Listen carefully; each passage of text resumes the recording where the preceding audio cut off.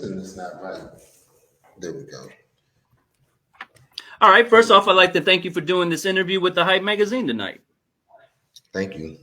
Thank you for having me. Yeah, super excited for the opportunity to get started. Can you tell the fans and listeners who you are and where you're from? My name is Kevin, but everyone calls me Happy or Boots or Happy Boots. I'm located in Houston, Texas. Okay. Now, with you Mhm. being from Houston, Texas, do you think it made it easier for you or harder for you to get into the music industry? Actually, hmm, I think that's a good question. Actually, I think it has its pros and cons. I think Okay. just because I am here from Houston and I've been here, my whole life, pretty much. There's been different components Okay. that I've been able to do. A lot of people don't know. When I was 12, I had my first job and I was a choir director at a local church here, and so some of the musicians and some of the drummers and things Yeah. that I played with back then. I still see them still to this day because they're playing for different artists and things like that. So I think it has its pros and cons. Okay, that's dope. Now, with you being a choir director, what were some of the things you learned in that role that you've been able to use now as a PR publicist and all this dope stuff you're doing in your career now? I think leadership, because I was so young at 12, we used to have like meetings for like the leads or of auxiliaries and things like that. And I would be the only child that's in those meetings. And then I always just knew how to take control of a situation. And so I think that sort of helped cultivate who I am today. That's dope. Now, you said you're 12 years old. Was it your family or did you have support in the church that helped you get that role, or was it just your work ethic? Like, how did you become the leader at such a young age, I guess is the question. So what happened was the lady that was in charge of the choir, her name was Dawn Martin at the Okay. time, and she was the organ player.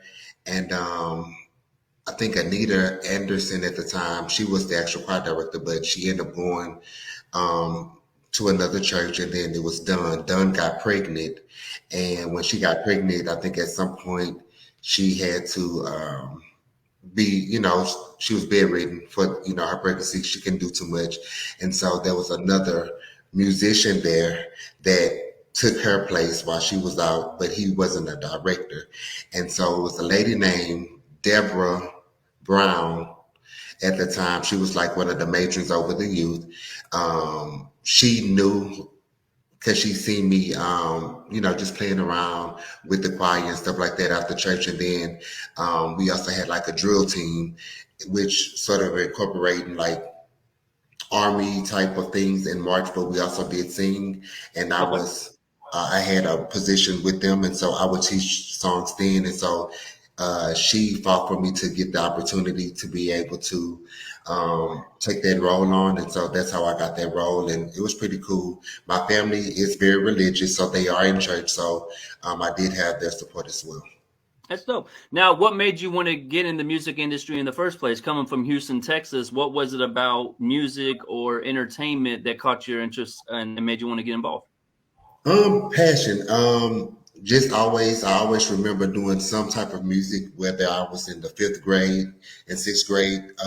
The school. So basically, in Houston, some parts of it, a lot of places have like elementary school, then they have middle school, and then they have high school. Well, I went to elementary school, then I went to intermediate, which is fifth and sixth, and then you had seventh and eighth, which was middle school, and then you had your traditional high school. And so from intermediate fifth grade all the way up until 12th, I was always in the band or in the choir. In fact, at my high school, I started the gospel choir there. And so I was in that leadership role again. So I always had love for music. One of my godmom, she's a renowned gospel singer. And Okay. so I would always be, around her since I was the age of 14. She showed me a lot of things. I met a lot of people through her and things like that. Besides Also, her, who were some of your early mentors, either people you worked with early on in your career or people you studied? That's so funny that you would say that. Because I'm an accountable person and I'm always going to give somebody credit, whether, we speak or not, in this day and time. But I would say one person that that influenced me is a guy named Marcus.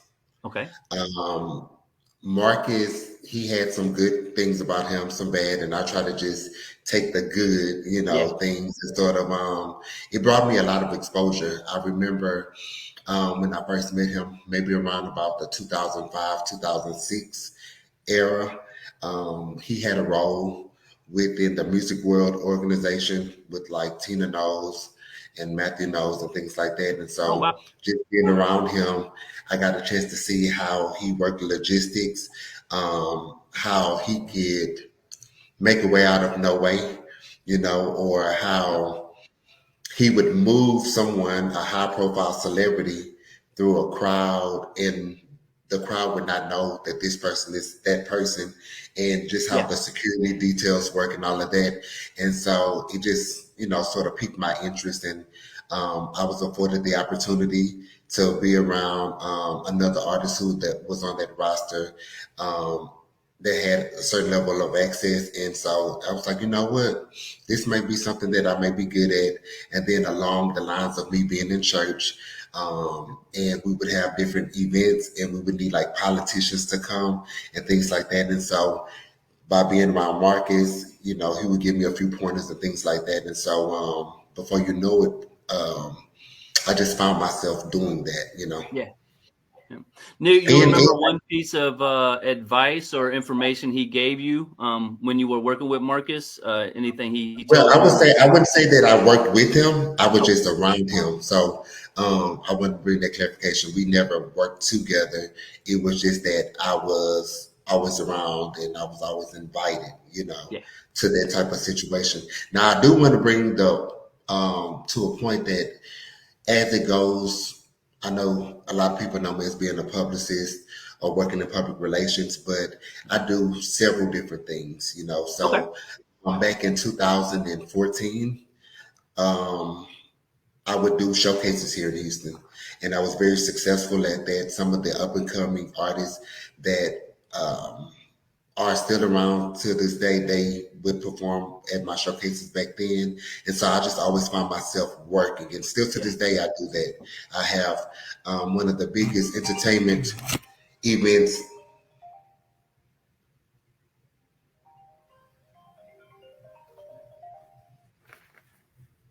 Hello? Oh yeah, I hear you. Wait, but you don't see me. Oh no, I see you. Okay. Okay. I'm sorry. There you go. Um, See, there's somebody calling right now. That's my bro Kiati from the radio station.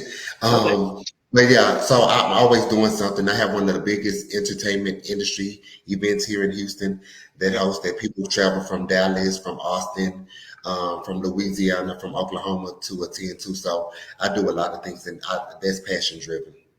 Now, are you talking about the downtown festival, or you're talking about a different event? So Downtown Festival is one of the events that I do.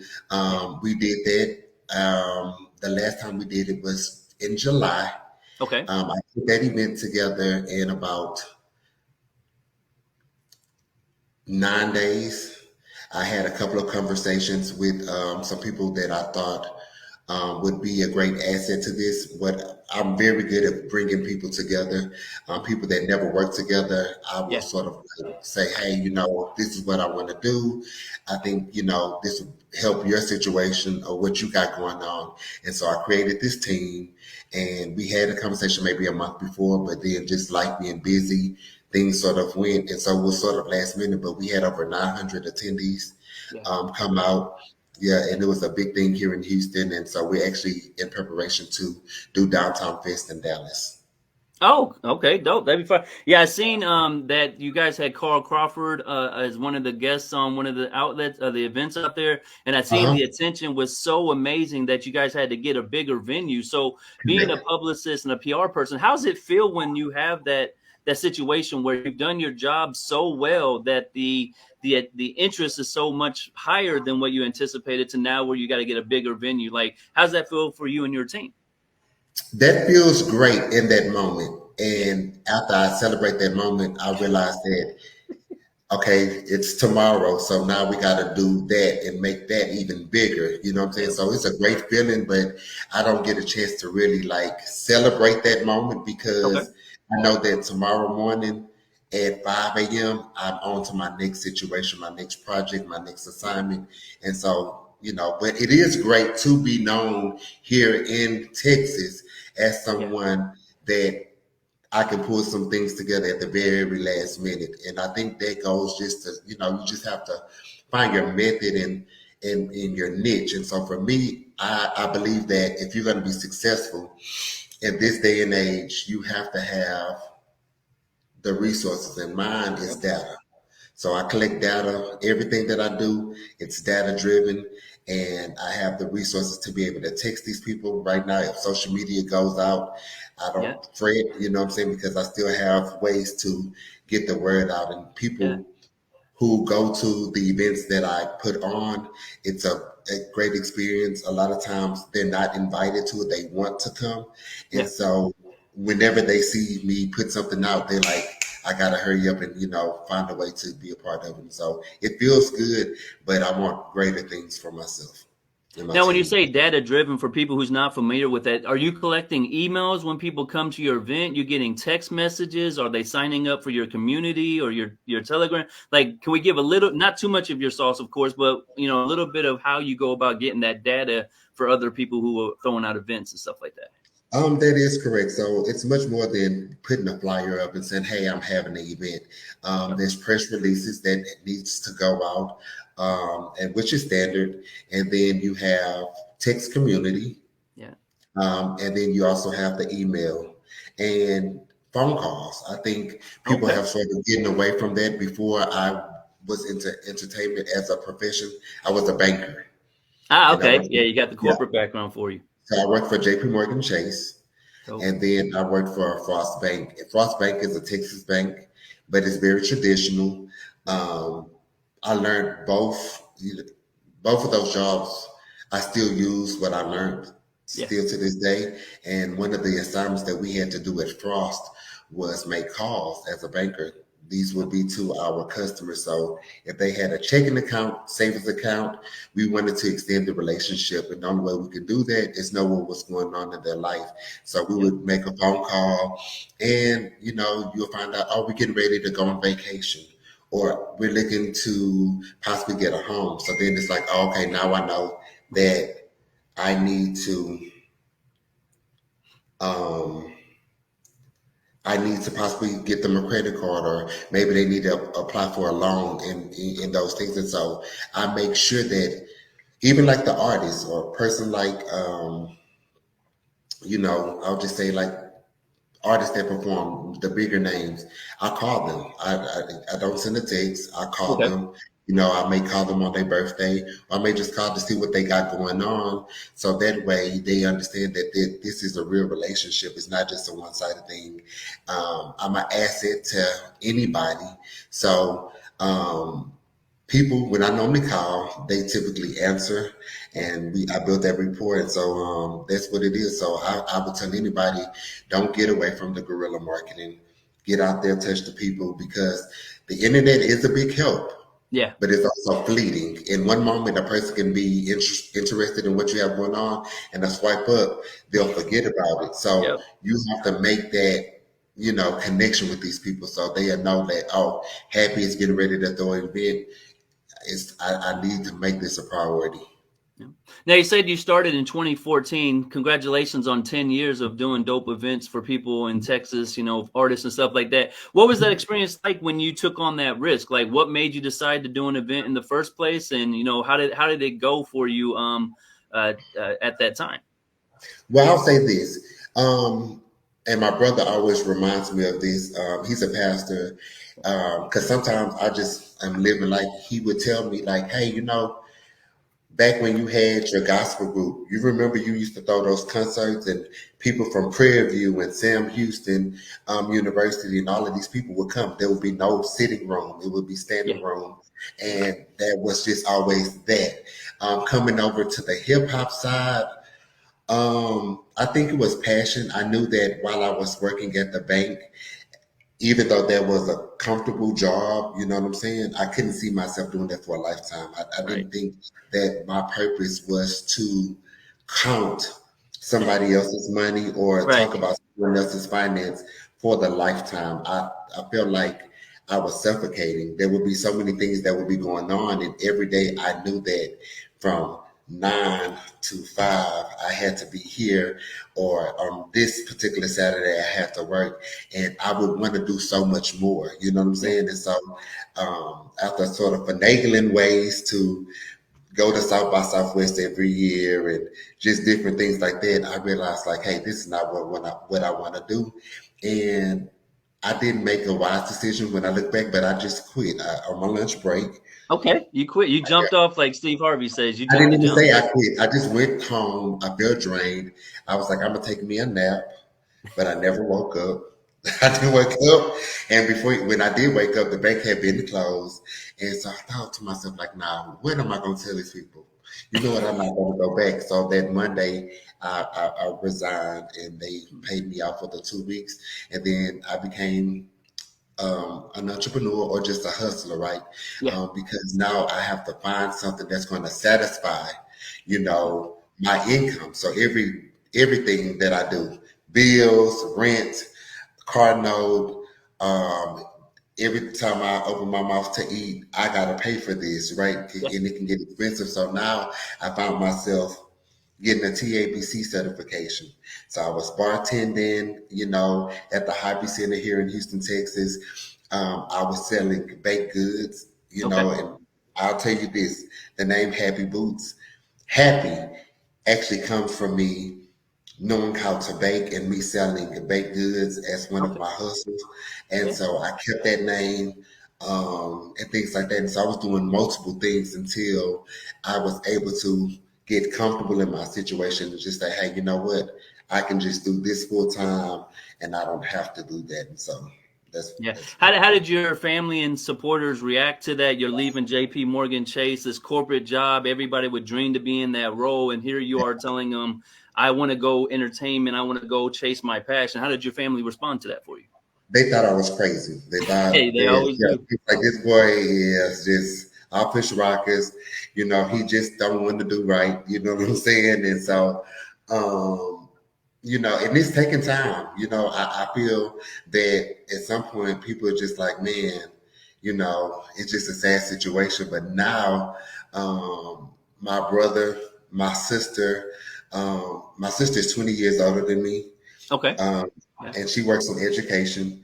And some of the kids that she deals with on a daily basis, they know who I am as Happy Bootz. And Yeah. my brother, who's a pastor, his members, they know who I am as Happy Bootz. And so when Okay. they hear the stories about me, they are very proud to say that, that's my sibling or what have you. Do you still intertwine with the gospel or and that stuff, or you just mainly focus on hip hop and stuff like that? I'm glad you asked that. So directly, do I still go to church? Yes, I do. Okay. Dope. Do I participate? Not so much. I'm Okay. more of just go and listen and then leave. Yeah. But all of the things that I have done in the past, from baking, from directing choirs, I'm bringing that. It's a full circle moment because right now I'm working on a thing called Ghetto Gospel. Oh wow. And it's going to be an experience because it's going to have the hip hop flair, but a very storytelling atonement. And Yep. so I will be teaching the choir. I've already started to scout choir members for that. And so people will get to see me in that. So, yeah, Yeah, I there's a still have. lot of excitement right now in the Christian rap arena. Mike Todd, shout out to Pastor Mike Todd, Transformation Church in Oklahoma. They got their deal. You got Zonte got a deal. So a lot of people are out here doing Christian rap. So I was just curious. Now let's get to your agency, your publicist role. Like, how did you become a publicist? I know you said you've been around the entertainment industry a lot and you've done these events, but what was it that let you become a publicist and what was your first job? So like I said, when you look at the role of what a publicist do or what the definition of a publicist is, or even public relations, I found myself because I have some college hours, but I did not complete it. And Okay. so I Yep. think when I first started calling, referring to myself as a publicist, a lot of people who went to school had a problem with it, Yep. right? They But get I mad. knew, Yep. yeah, so I knew I had to work harder, right? Um, I'm like, okay, a publicist does this. Okay, I do this. Okay, a publicist does this. I do this. A publicist does this. Yep. I do this. So I'm a publicist, right? My first job as a publicist was myself. I started an agency called 365 PR Agency, and I had some people that gave me a chance. It's like, hey, I think you're very resourceful, and they gave me the opportunity. And one input, I'll say this. One of the bigger assignments that I was able to do, one of my friends named Dominique Kale, she had her own agency. Okay. Um, she was going to be absent because she had some other things going outside of Texas. And so there was a Netflix series called Hip Hop Evolution. Okay. Yeah. They had different parts, and so I think it was season 4. They were doing down south. I think the first season was more of like New York and the birth of hip hop and all of those things. But season 4 focused more on the south, which would be from like Atlanta all the Yeah. way to Texas. So they talked about everything that was going on in Atlanta, but they also talked about the DJ Screw situation, and they sort of broke those segments up.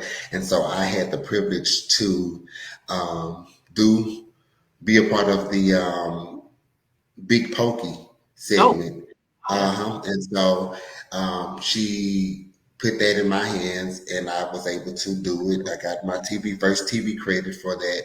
And so that was very exciting. And then other things, and mind you, I do so much, I don't remember. People have to remind me. Yeah. But some of the things that I do recall being happy to do, I was able to do the 20. If you familiar with the screw culture, Yep. about June 27th.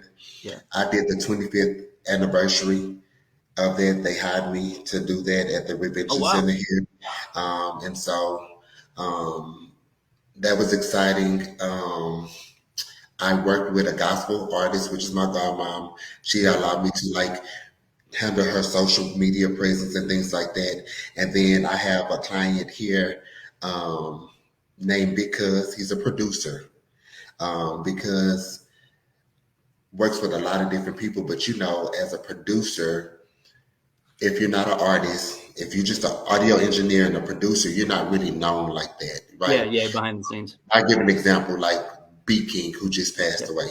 Yeah. He's an audio engineer, a producer, and he was an artist. So yes, he's going to be publicly known. Same as DJ Chose, but not too many more here in Houston. It's just known like that, and so um, maybe in 2020, I started working with Big Cuz, and I told him, hey, I like what you got going on. He was doing a thing called the Big Cuz Industry Mixer. It would be some prominent people there, Okay. maybe about 40 people in the studio. And, people would socialize. There would be like music being played, and it would be very, very beneficial here in Houston because Houston is not like LA Yeah. or Right. Atlanta. And in that time frame, we didn't have those resources. So you don't just really have like ASCAP, BMI, and all of these different organizations hosting and throwing events here regularly. You know what I'm saying? And so this was an underground type situation.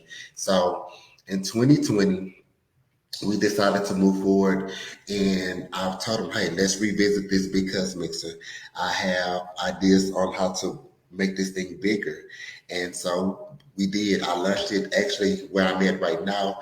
It's at High Park Yeah. Goods. I'm at our headquarters here in Houston, and I hosted it here. And opening night, we had over 800 attendees. Everybody came out from Sauce Walker to Yeah. just all the labels here in Houston. We have you have Rap A Lot, you have TSF, you Yeah. have UBK, you have 1501. So we were blessed to have all of their support, and it was a big thing here. And I think at that time, because it was just like wow, you know. And so Yeah. now you see him, who's a producer and an audio engineer. Now I get him booked, you know, because people know that the Big Cuts mix is a big thing here. So now Yeah. I get him booked like an artist. He goes to the club. They're going to pay him more than they pay a lot of artists to sit there. He doesn't perform, but they will play some of the Kinderman music or Mo3 music that, you know, he's known for and things like that. And so I think me publicizing him and getting him Yeah. showed a lot of people in Houston like, wow, that's crazy because there's so many more producers. And I'll be transparent, they have a longer resume than Because, but they don't know them. Nobody knows them, Yeah. so it doesn't really matter, right? So he's a nostalgic person that I'm very grateful for that relationship. There's another person named Queendom Come. Okay. Um, Queendom Come is a hip hop artist here. If you're familiar with Big King, she's on his biggest records.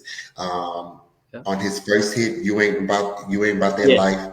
Yeah. She's the one that's on the hook, and then moving forward to some other songs that they did. But one of their both biggest records is "Get That Bread, Get That Head, Then Leave." Yeah. So during that moment where, you know, they were traveling during the pandemic when we weren't supposed to be traveling, she gave me the opportunity to work with her, and we were able to do some magical things. She was able to book, you know, because that's Big King's song, Yeah. but she Yep. she she was booked more than Big King on this song. She just had the hook. Yeah. Because they So like that hook up. They wanted her voice on that hook. Yeah. right. And so I remember we celebrated her 100 show. She allowed me to put this together. We were able to partner with TuneCore. They flew in town to help celebrate this thing, and they did a short film about that as well. And so it was a great experience, and we've been rocking ever since. And then you have How Park Gets You Weren't Invited. I was working, I did an event for Peso Peso, if you're familiar with him. Yep. Salute Peso. Jacob, yeah, Jacob came. Jacob is the owner of High Park Goods, and we met each other at that moment, and we just knew that we were going to be able to jail somehow. We didn't know, and we didn't rush. It happened organically. We have different backgrounds, you know what I'm saying, and so it ended up working. And so High Park Goods, we December 19th or 18th will make 4 years that this Congrats. brand has been around, and it's an international brand. We also have a headquarters in China, Nice. um, and we're in 80 plus stores here in the United States. We do have some accounts in Japan and things like that, and so this is one of my bigger clients that I have.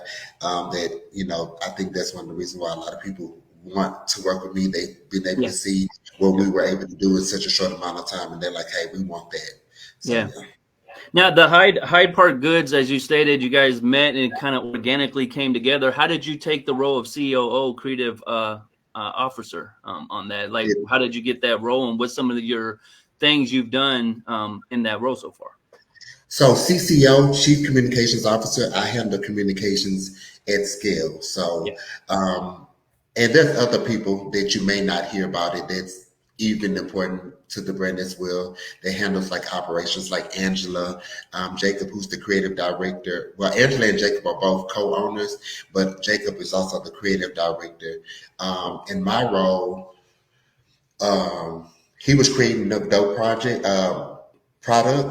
Mm-hmm. I had access and a lot of relationships. So it's like, well, how do we get this product on people? How do we want Yeah. to make these people want this? You know what I'm saying? And so we create FOMO, the fear of missing out.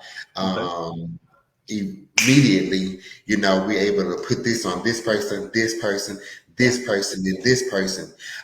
In my role as Chief Communications Officer, I do a lot.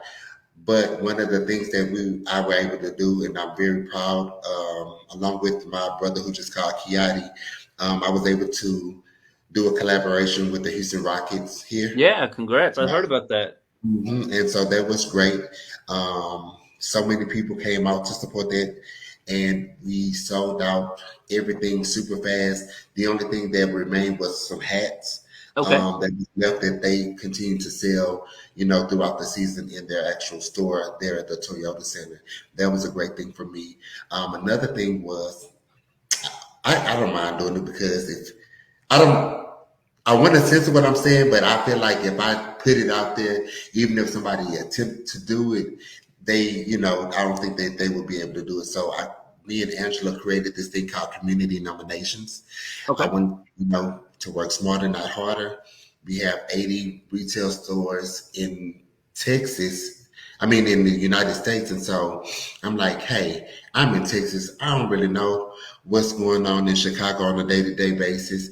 I really don't know what's going on in Milwaukee on a day to day basis. I don't know what's going on in Florida in a day to day basis. So we created a thing called community nominations, where I partner with the stores so they can tell me. I'm like, hey, I need 5 different people. It can That's range dope. from athlete to artist to an actor to the local Yeah. D boy. You know Yeah. what I'm saying? Yeah. Anybody that has that type of influence, let me know. So I send them a link. They send it to these people. They fill it out, and then before you know it, overnight, I have 80 times 5 new influencers in my Rolodex that I'm able to connect with and things like that. So that was a good thing. In my role, there's also day-to-day correspondence that has to go out to customers. Like we had a hurricane here. Yeah. I was Um, going to ask you about that. Yeah. and stuff is delayed because we didn't have power, mail wasn't going out, and so now customers need to be aware. So I also oversee the customer service component of that, making sure that the team responds to that, how to respond to that, and those type of things. Then I also I connect with the different artists, collabs. Jacob and Angela are always traveling, and Okay. so it's my job, and I take pride in it. And it's not just about the celebrities. It's the same way that I am with them. I know the people's story. There's one guy named Manuel who supported the brand. We would all know his order because every time we would drop, he's spending anywhere from 2,300 to maybe Wow. 3,500 on our product, and he loved it. And I thought to myself, like, if this was me, what would I want from the brand? So I Yep. engaged. I learned his story. There's another girl It's kind of who the Gary V principle of jab, jab, right hook. It's you build those real genuine relationships with your clients, your customers. That way, they stay coming to you. They become loyal to your brand, and like you said, by you interacting with them, he felt appreciative that you guys even noticed that he had done all that. right, and then there's one other person. She's on dialysis, so she goes through dialysis. But I know she feels great when she buys her High Park. She puts it on, and she's very adamant. She comes, and so I take the time to know their story, and I still connect with them. They have my personal contact, and things like that. And so I'm like that all over, And Yeah. so I think that helps with the brand, and yeah, and so we have more collaborations. We that Mexican OT, we did a collab with him. Are you Yeah. familiar with him? Yeah. Very familiar. Yep. Okay, so yeah, so just building these relationships with these different entities that has helped us move forward. Yeah, I've So, seen you had something to do with his album release party. Was that through Hyde Park or was that through your own situation? well, so no, that was to me. They hired me, but because I am who I am to High Park, I always merge, Yep. the two together.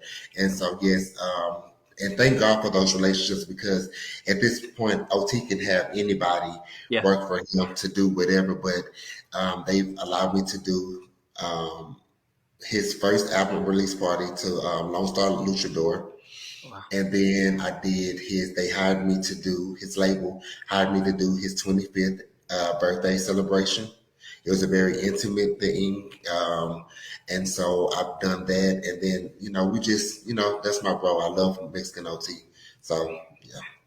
You also have Hyde Park has collaborated or worked with a lot of major artists, celebrities. I want to highlight a couple: DC Young Fly, Mhm. Jeezy, Peso, Kodak Black. So you got the higher echelon in different arenas. What is it Mhm. about Hyde Park Goods you think that is grabbing their attention besides your relationship with them and all the efforts you guys are making? Well, my job solely is based on relationships. So if I know a stylist or if I know this or this person, they sort of help me get to that point. But Jacob's designs are amazing. I mean, literally, he was a graffiti artist. That was what he did. And so he knows how to draw. And so he creates some legendary designs. And it's so exclusive. There's a limited amount. Um, and it makes my job easier because I have a product that I believe in, and so like this hasn't hit the stores yet. This is crossbody. Oh You wow, aren't in it, and yeah. so this comes with like 10 of these different little things. You can change them. Oh, And you can, okay. So you can interchange them. That's tight. you can change them. You have like 10 of them and things like that, and so it just makes my job easier. And in this competitive world of streetwear, Yep. everybody's looking for the new. And so sometimes, like when you have organizations, and I'm not saying it, but like, say, for example, gallery department, Hmm. everybody's familiar with how the gallery department, but then at some point you realize like that's easy to copy, it's Yeah. easy Yeah. to duplicate that, you know what I'm saying? I think Jacob attention to detail makes Yeah. it hard for someone to be able to mimic what it is that he's doing. And so, yeah, so that's what it is. And then it's an experience. So we're much more than just a clothing brand. It's an experience. We do activations. We go out of our way. I remember we did a 420 party. We had the Centris sew blunt bags. They sew blunt bags. And I drove around Houston and hand delivered these to the guests that was invited to that thing. And so just with all of that, it makes people, like, wow, I want a bag. You know what I'm Yeah. saying? I Yeah. want to be able to come. And why? And I'm strategic. Like Yeah. on the list of artists or DJs, we'll say DJ. May say you have your top 20 DJs.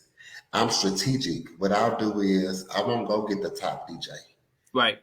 Yep. I'll go Smart. maybe three under him. So that way you understand, you follow what this person is doing. And then I'll pick this person and this person. And then everybody is like feeling some type of way like, Yeah.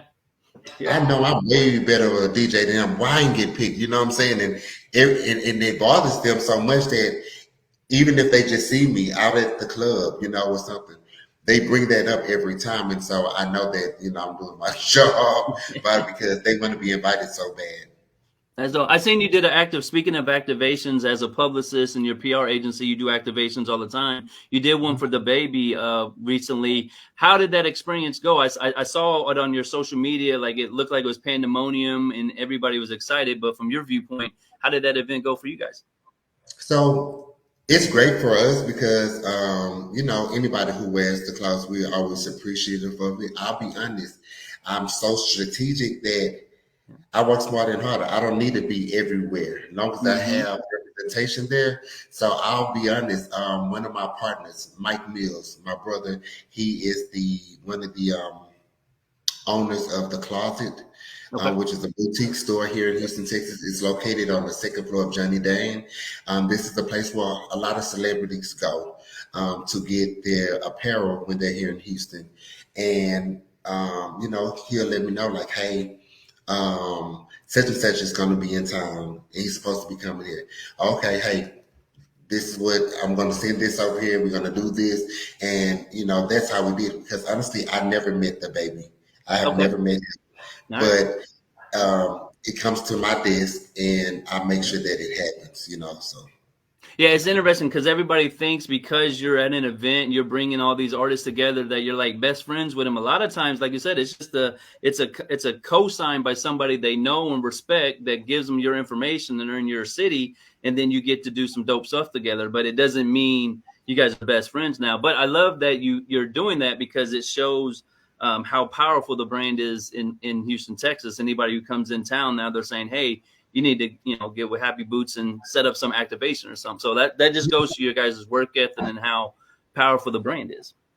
I would also say like just relationships. One of the popular places here is Area 29. I have a great relation. Great. There's a strip club, popular strip club here in Houston. I have great relations with them, so they'll give me a lead. Hey, the baby is coming, or this person is coming. Da da da da da. And I will show up today. When I said today was a long day, I had an activation, a small little thing. It wasn't open to the public, just for a couple of people. And so Stunning for Vegas, came and, Cool. we met for the very first time. And his words to me today was, you're a hard person to get in touch with. You know what I'm saying? So, and so, and that's what it is. It's like the whole atonement of you uninvited is a true thing. From the brand, when we first started that brand, Jacob he knew that like no matter how big the celebrity was, if they DM'd their page and they try to, flaunt like I'm this person Yeah. who's just gonna respond back, you aren't invited.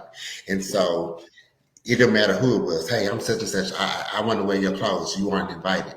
But that means it doesn't mean that they're not invited. It does mean that they're not invited, but there is ways around to get access to it. But you have to like know a person to know a person. And Yeah. typically all of those people are routed to me.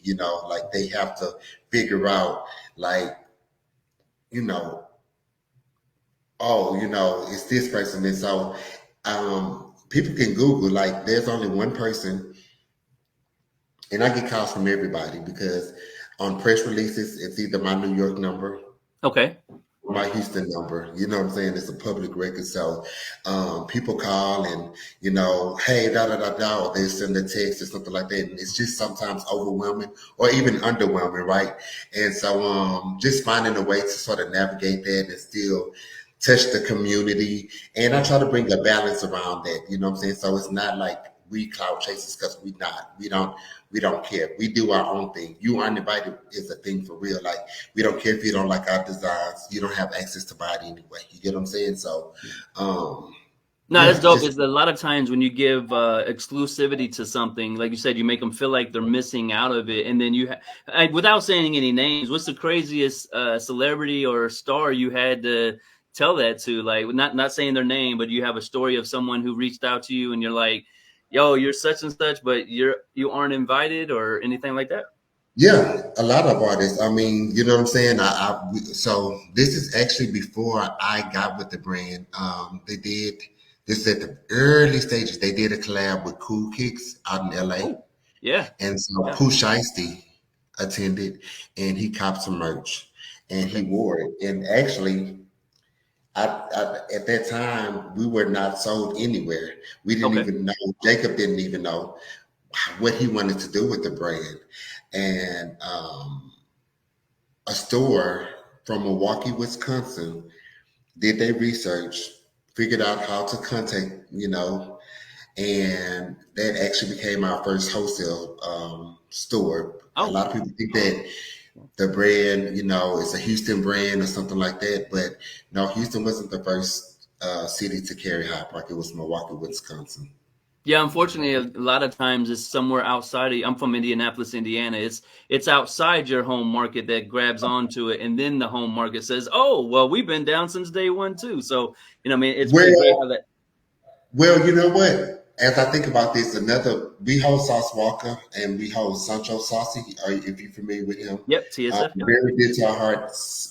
Sancho was actually one of the first adapters down south to um, take a liking into the brand and sort of Okay. do that. And so, again, in my role, okay, you were there for us. So now, Sancho, you locked up, right? And I don't know how that is to be locked up, but I'm Yeah. pretty sure that's a hardship, right? Yeah. Especially when you're the man of of your family, and you're the one that's going to provide and do all of these things. And so, in the day of adversity, when he got locked up, sit down with Jacob and Angela and say, hey, look, this is the perfect opportunity. I think we should be there for Sancho. And Oh wow. everybody was in agreement. So even while he was incarcerated, we did a collaboration with Sancho to still give him the presence here Yep. in the free world. And then also what was made from that, we, of course, paid ourselves back to create for the collaboration we created, but then we were able to just give that money over to his family, um, That's to help amazing. him out in adversity. So that's what my role is. It's not just putting clothes on this; it's building these relationships, and making sure and inspiring. We're in education. Me and Jacob got together. We did what is called "Don't Slip on Your Grades, Drip on Your Grades." For schools, yeah. So some of the schools here in Texas, if they met on the roll or if they had all A's, I'm sorry, or perfect attendance, we created a budget. We popped up at their school and we were able to put them in merch and things like that. And, sort of just like inspiring them, you know what I'm saying? And so I'm able to speak at career days and just so many different things that I'm able to Yeah. do to that. Yeah. So it's a lot from the Pooh Shiesty, wearing the brand, every other celebrity feeling like they are bigger than Pooh Shiesty. Why Yep. I'm not in the brand, Yeah. Why and don't I so have it? Yeah. like, mhm. Now, I've seen you also are doing some really dope stuff with content creators. You're going in and inviting them to exclusive events or something like that. What are you guys looking for those people, and how do they submit, or how do they even get recognized for the opportunity to be gain access to this? So that's what I did today. It was a very Oh, okay, private that's thing. today. Yeah. Yeah, so that's that type of thing. We're all busy, but we don't never want to get away from the hustle and bustle. We never want to get to the point where we think that we're too big for people. So it's always a need for community engagement, Yeah. always a need for it. And so, um, because it's not a Texas brand, I have to do things at scale. So sometimes it's through our Texas community. Okay. So, say for example, and I think we'll be hosting one on Saturday. And again, we get to do these things at last minute because we have the data to do that, Yep. right? You got you got a fan base or family, We basically. have Yeah. a free base, so I can literally go to to Jacob. Hey, I want 30 regular people, right? When I say regular, these are regular 9 to 5 Yep. people, you know what I'm saying? And they're equally important. And I'm like, Yep. hey, we need 30 people. Let's do this here at this location. And before you know, we send out one text and we get like 800 people, right, Yeah. who are coming through. And so now it's a game of how do I get 30 people from this 800? And so sometimes it's just a quick look of me going through, or if there's a questionnaire attached to the text that sometimes help me narrow down what I'm looking for, and that's how I'm able to do it. But it's all through data, so that's why I'm able to do it now. For the influencers and things like that, those are relationships. And again, like you said, it's not that I'm best friends with everybody. Now I do know a lot of people, and you would probably say like, "Dang," because told me, because we close, very close. He Mhm. said, "Why is it that every time, like me and you are close, Happy, but every time we in the room, everybody treats you like you their best friend?" And I'm almost thinking like, how he's so close to them where I'm around him all the time. When do he even have time to speak to them? But literally, my life is based around communications. Yeah. Period. So I'm taking calls 2 o'clock in the morning, 3 o'clock in the morning, 4 o'clock in the morning, 9 o'clock in the morning, midnight. It's always something that's Nonstop. going on, and I have time, and I know that you know, time is of the essence. And so I don't put things off sometimes until tomorrow. I don't have kids, so I'm able to focus and do these things. And so that's how I'm able to do it. So they just have to be out on the lookout.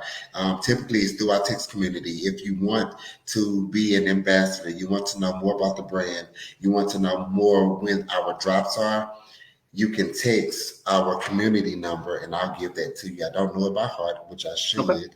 Um, you can text it, and then that's the game of cat and mouse because a lot of companies they have their website, right? People will go on and buy their clothes. It's not that easy with us. Okay. Our website More. only our website is only open 24 to 72 hours per drop. Oh, wow. So it's a limited edition type thing.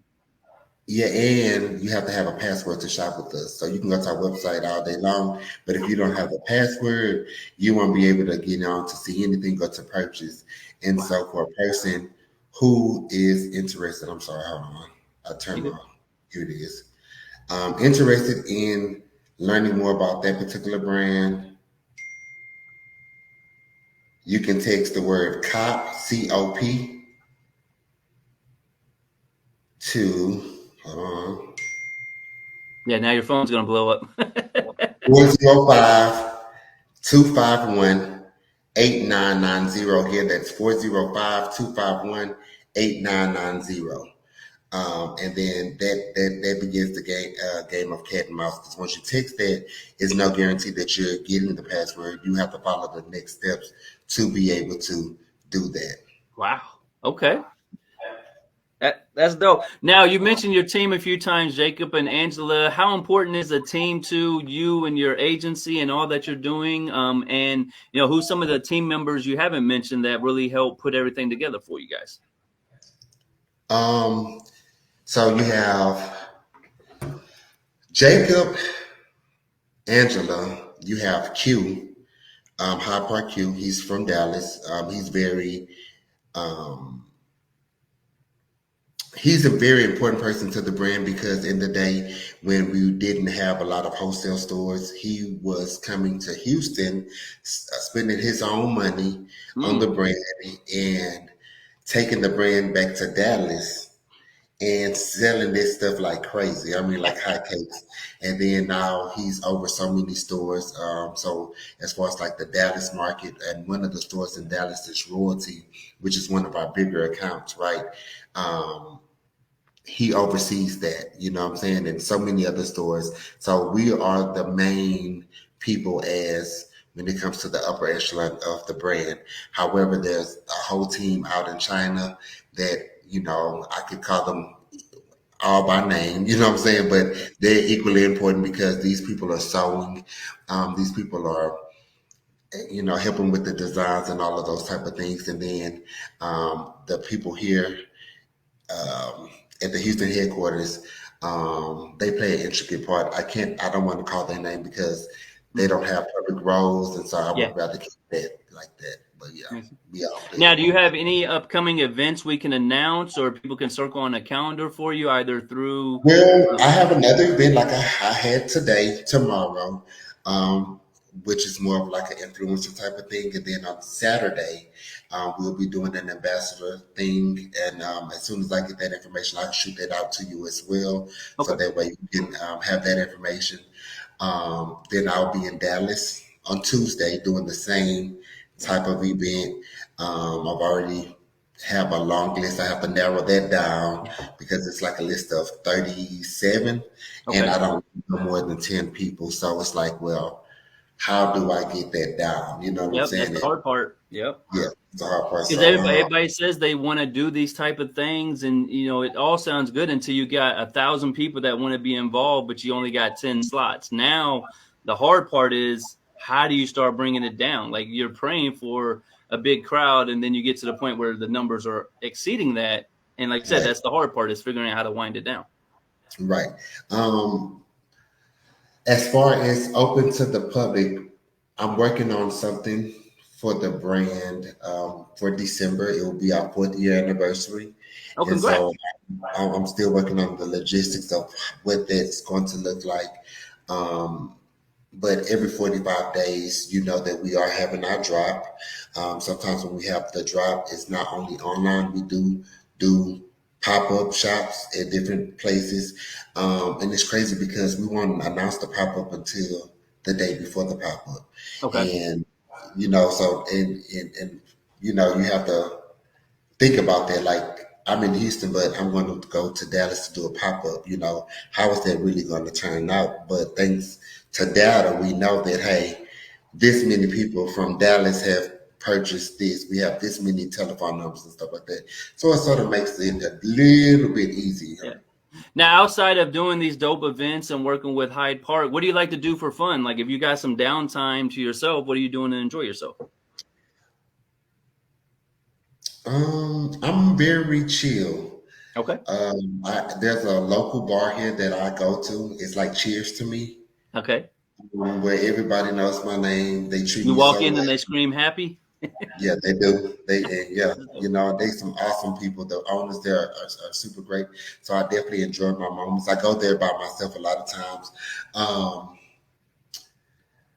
I like simple things. I like clothes, of course, right? So I love shoes. I love to shop and things like that. But I like, watching movies. I like spending time with my family. Um, my mom had me when she was almost 40. So Oh, she's, wow. yeah, she's up there in age. And then I have three siblings. So anytime, everybody's always busy, but anytime we all can come together, it's magical. I'm the youngest out of Okay. my mom's four kids, and there's a big age difference. So I have a sibling that's 22 years older than me. I Wow. have another Okay. sibling that's 20 years older than me, and then I have one that's 3.5 years older than me. And then I have a host of nieces and nephews. Um, and I tried to count them the other day. And when I say nieces and nephews, these are not only my siblings' kids, but I have long life friends that Yeah. they kids call me uncle, and I make sure that I'm equally a part of all of their lives. And I think when I was counting, it's like 26 of them. And so Wow. anytime I can spend time with them, I enjoy that. I do like to travel, Okay. but traveling sometimes I don't really get to enjoy it because it's always work based, Yeah. right? So it's not like a vacation. And then even like for my birthday, every year it falls on South by Southwest, and I'm working on my birthday. So, I just enjoy working. Like, honestly, like it was my dream to be able to be an entrepreneur, to sort of have a non-traditional job, and I've accomplished that. And so with that, I'm happy. Sometimes Yeah. it does feel like work, but sometimes it doesn't feel like work. So I'm always like pinky in the brain, like, how can I take over the world? What's the Yeah. next thing? You know what I'm What's the saying? next thing? So that's just always a thing. But oh, and I love cannabis. Yeah. Yeah. So Now, anything you want to say to your fans and supporters that have been rocking with you all these years? I just want to say thank you. I know a lot of them. They send me messages. They always reminded me. They always send me pictures, random pictures that I forgot about.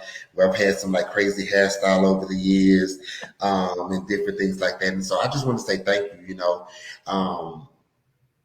I feel very blessed because this is down south. It's not like New York. There's not too many people like me in the city. When I say that is I'm an openly gay Mm. guy Yeah. that's very prominent in the hip hop culture here in Texas, and they can be very hard because a lot of people still, are not cool. You'll hear people say, Happy, you're the only gay guy that I've ever been cool with, and the only gay guy ever will be cool. And on one hand, that's like, man, that's dope. But then it becomes like my Yeah. life mission to Yeah. allow them to see a different side. So when you do meet somebody like me, then you will think of me, and it'll help you treat them just like a regular Yeah. person. You know what I'm saying? So I just, more than anything, thank you. They've allowed me to live out my dreams. Whenever I want to do something, they come to support. I have Yeah. people still to this day who were coming to events back in 2014. They come up and they will stand in line and, just to, shake my hand or whatever, you know what I'm saying? Wow. And I appreciate that Yeah. because I don't look at me or my role to be a public figure of any sort. I'm just doing a job, and I consider myself to be behind the scenes. But yeah, they support me, and I love that, and I'm grateful. And I went to San Antonio for SneakerCon, Okay. and we did an event out there. This was 2023 in January. And so it was just amazing to me that the kids were coming up to me. They're like, I know you. I'm like, what you mean? They're like, you're Happy Bootz. I'm like, oh, y'all from Houston? They're like, no, we're from San Antonio. I'm like, what y'all know about Happy Bootz? But see, I do so many different things. And one Yeah. was like, oh, I know you're from High Park, or You on Corey, you on the Corey and Carmen YouTube channel, and you on this and that because I literally be working and I forget that Yeah. Corey and Carmen had a video person, you know what I'm saying, or that they were going to even edit it and include Yeah. me into it. And so it's just so many things that, even my nieces and nephews, they don't like to call me Uncle Kevin. You Mm. know, can we call you Uncle Happy? Can we call you Happy Bootz Uncle? And so I allow them to do it. And so to me, that brings joy to me because at one point in time, I didn't know how things were going to be for me. Yep. You know what I'm saying? And Yep. even as an openly gay guy, I do not go to the gay club. I Mm. don't go to the gay club. I do frequent a bar. Well, I don't frequent every now and then. I go to a bar, but I'll tell you, they are not impressed with Happy Boots. They don't care. You know what I'm saying? Yeah. I'll show up there. They'll have me waiting in line to try to get in. Yeah. But if I Yeah. They come don't know over, who you are there. Yeah. or they may just don't care, right? But then I Yep. come on this side of things, and the people really honor me, and the craziest thing is there's publicist people that I wanted to work with at the time, and I don't think they wanted to oblige. And now they reach out to me and they let me know that I'm like their mentor. And it's crazy because I make this stuff up, right? I don't Yeah. know what they teach formally in school, right? I would love to know, right? Yeah. But I don't model myself after that. You know what I'm saying? I think the biggest thing is, and I will tell this to anybody, learn what works for you. And what works for me is being innovative. When you're innovative, you don't have no rules to follow. I Yep. can wake up tomorrow and say whatever, and you know what? That's the law. You know what I'm saying? We got to abide by it and we move forward. But I was at the event today, and Propane and was telling me that him and Slim Thug is getting ready to do something, and he was telling Slim like, hey, we may want to, tap in with Happy, on this next rollout and things like that. And I don't want to say my age, but a lot Yeah. of people get my age wrong.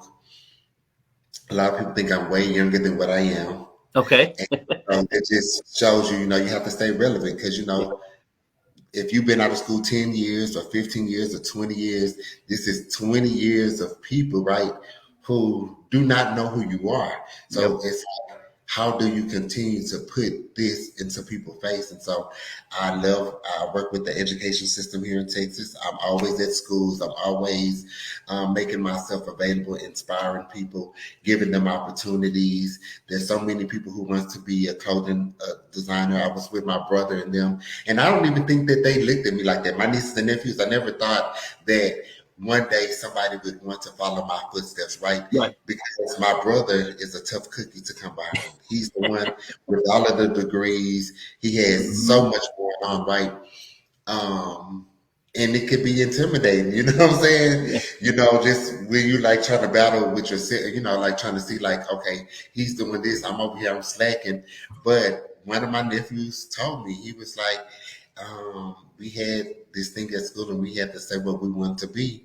And I want to have my own clothing brand. And I'm like, well, why you want to? He was like, because I love what you do, Uncle. And and so that sort of like warmed my heart and things like that. So yeah, That's it's dope. a blessing. Last question for you. I know, like you said, there was recent floods, bad weather in Houston. There's been some other things you've been dealing with. How do you stay so positive with all the stuff you're going through? Not to highlight any of the negative stuff, but how do you keep so happy, tongue in cheek? But how do you stay so positive during all the stuff you're going through?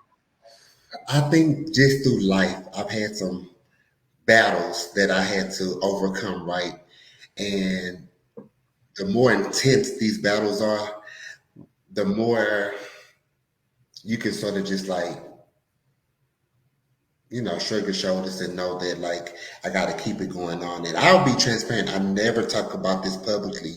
Now, since you brought this up, um, during the hurricane, while things were so bad here in Houston, this is time and opportunity for people who don't care, Yeah. who pray for times like this, to pray on Yep. individuals. And so while we're stuck, no air, struggling, there was a organized group of people who decided that they were going to come into our warehouse, cut a hole into our building, and to take away from us. And um, it was You a guys have hurtful. insurance though, right? Or do you not have insurance at that time? Well, I would say I'd rather not say, right? Yeah, I got you. I would Okay. say I would rather not say that. But what I will say is it's hurtful. Why? Because for me, as a person who do community engagement, Yeah. the way the place has been broken in, and it's been broken in twice, right? I remember how I introduced this building to people. Yeah. And so just because I do so many great things in this city, people feel the obligation to tell me stuff. And I know a Yep. paralyst will say anything, but it's very hurtful to know that individuals that may have come into this facility Came did it. Yeah. could be some people that I have once helped, Yep. right? To um, yeah, it's hurtful. Yeah. Um, Yep. to build these relationships and then, you know, have someone do something like that. But again, I know even while this hurricane is going on, we still got to keep operations going. So yeah, Yeah. we still got to keep it moving. And so you just got to keep it moving. Like, of course, we are making some changes here. Eventually, we will not have an operation here in Houston. Oh Very, wow. yeah. So Houston will not be the only association for this brand is that it did start here. And then we have two wholesale partners that carry our brand in Houston, which is Pure and The Closet. They will be the headquarters. If you want Hyde Park and you're not able to get the password and you stay here, you'll go there. But yeah, it's going to change. So you know, a lot of our roles are changing and things like that. And I don't think people even care, right? You know, like, oh, by me doing this, this is going to cause this person a hardship. They look at it like this is a successful brand and that they can, you know, handle it. But the truth is, success is all about what you think is successful, right? Yeah. We're Facts. still a micro brand, right? We're still a micro brand, meaning that if there's 400 pieces created and we have 80 stores in Yeah. this sort of line, not too many of these stores can get it. And so Yep. because this stuff was already allocated to people, you know, now we had to sort of figure out how we still satisfy these customers, you know what I'm saying, and move past it. And then it makes me like want to say, man, screw these people. I'm not doing nothing else for them. But then I know that there's purpose, Yeah. you know what I'm saying, not only in Jacob, but in myself and Angela. And so we have to fulfill that. So we still strategically do it. I am more careful of who I am around. Um, I don't let It's definitely anybody. the hard part as being somebody who's a God-fearing person as you are. You want to help everybody. You want to uplift. You know, a lot of times people like us, we try and help everybody, but then you're right. Yeah, when things get bad, they turn on you quick first because they Right, think you're doing all this great stuff. It won't bother you at all. Like, nah, that ruins my business, and you know, it puts a bad taste in your mouth, kind of. So I'm sorry you guys went through that. I know that's really hard, but I appreciate you going explaining it because there's another business out there that's going to see this and understand the trials and tribulation that comes with being a business in your own home, basically. right, right. So yeah, you just stay out the way. You do what you do. I'm not a flashy person, so you know I don't require a lot. I don't wear jewelry. You know what I'm saying? I don't know if I ever will. The most a person can get from me is like the clothes on my back. You know, I've never carried no cash or anything like that. None of us live our lives like that. Like not one single person that's on our roster cares about stuff like that, Yeah. right? We don't care to sort of fit in. We don't care. And I just went out. I was went out to a place and I seen a lot of the stolen merch. People were Wow. walking around in, right? And so one of the guys is like, "Oh, I see you were invited too." You know what I'm saying? And then somebody tapping like, "No, that is Hyde Park." You know what I'm saying? And so you just it's a sweet, bitter thing, but you know, you just gotta live and you learn. Okay, hey, maybe it's time to warning comes before destruction. So hey, we taking heed. Okay, you know what I'm saying? Y'all don't appreciate us here in Houston. We out. Okay, bye bye. You know what I'm saying? And so that's why it's very important for me to do these events like tomorrow and the ones I did today because in the near future, these type of events won't exist anymore, Yeah, that won't and exist. Yeah. Right. So we'll be moving on to the next phase of what High Park looks like. Well, I definitely appreciate your time tonight. Before we get out of here, anything else you want to make sure we mention or talk about that we may have left off? No, I think for anybody who is looking to move forward on this journey called entrepreneurship, or anybody that has an idea and you truly believe in it, Yeah. stick with it. Don't give up. You know what I'm saying? It may seem like you spinning your wheels here, but one thing you know, if you do give up, it's never going to happen. Yep. And there's always a silver lining. You know what I'm saying?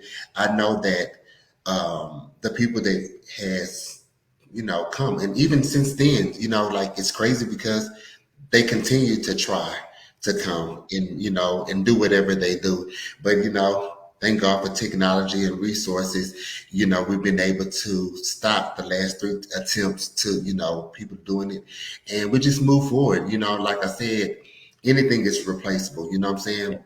Life isn't. So we still got our health and strength. Cool. We still got our minds to create more. So you can't take that away from us. You can steal whatever you want to do all of that. And that's only going to last because guess what? In another 45 days, we got some new product coming out. Yeah, And new 45 stuff days coming. after that. And matter of fact, we are already working on 2025 summer collection already, as of now. Yeah. So those type of things that just helping you. You can see the good Yeah. outweighs the bad, then you don't really stress about it. And so that's all I want to say. If you ever feel like you want to give up, there's things that I've never spoken about. I don't know if the Lord will ever give me courage to speak about it. Hopefully he does, you know what I'm saying? Yeah. And I can share those parts of my life. But I've been through a lot of hardships and I did not allow it to defeat me, you know what I'm Yep. saying? And I'm here and I'm giving it all that I got, and I don't plan on going anywhere for the next. If the Lord allows me another 20 years to work, I will do it with a smile on my face. Well, I'm definitely praying for you, and I'm praying for the whole operation you guys are going through. Hopefully, all that nonsense stops. I mean, you guys are doing great things in Houston. Like I said, I appreciate your time tonight, and I hope you have a great night, fam. Thank you. Peace Salute. out.